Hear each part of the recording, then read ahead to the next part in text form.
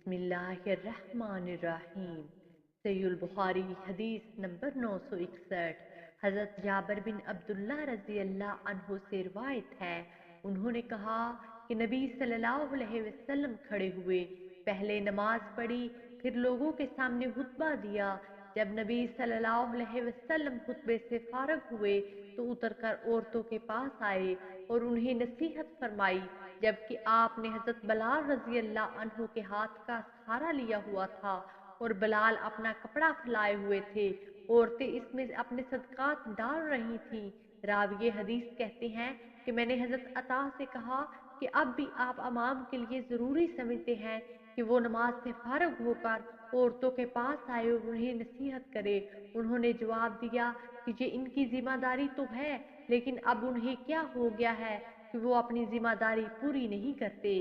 सहीह बुखारी हदीस नंबर 962। हजरत इब्ने अब्बास रजी अल्लाह अन्हु से रिवायत है, उन्होंने फरमाया कि मैंने नमाज ईद रसूलुल्लाह सल्लल्लाहु अलैहि वसल्लम, हजरत अबू बकर, हजरत उमर और हजरत उस्मान रजी अल्लाह अन्हु के साथ पढ़ी है। ये सब हजरात खुतबे से पहले नमाज ईद पढ़ते थे। सहीह बुखारी हदीस नंबर 963। हजरत इब्ने उमर रजी अल्लाह अन्हु से रिवायत है, उन्होंने फरमाया कि रसूलुल्लाह सल्लल्लाहु अलैहि वसल्लम, हजरत अबू बकर सदीक और हजरत उमर रजी अल्लाह अन्हु ईदैन की नमाज खुतबे से पहले पढ़ते थे। सहीह बुखारी हदीस नंबर 964।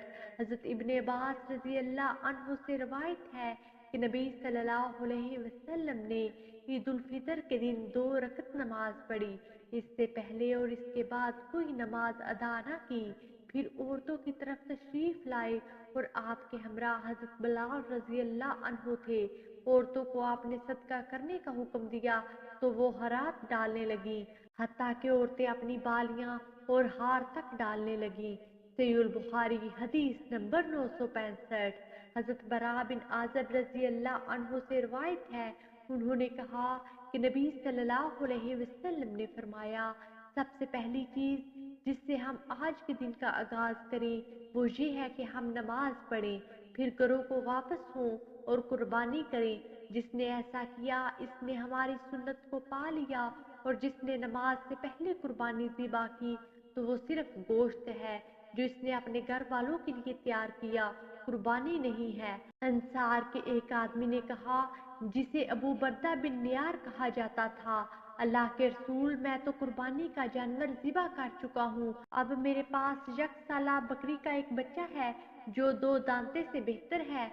आपने फरमाया, उसे इसकी जगह ज़िबा कर दो, मगर तुम्हारे बाद किसी दूसरे के लिए काफी ना होगा। वीडियो को लाइक कीजिए, ज्यादा से ज्यादा शेयर करें और हमारे हदीस प्रूफ चैनल को सब्सक्राइब करें।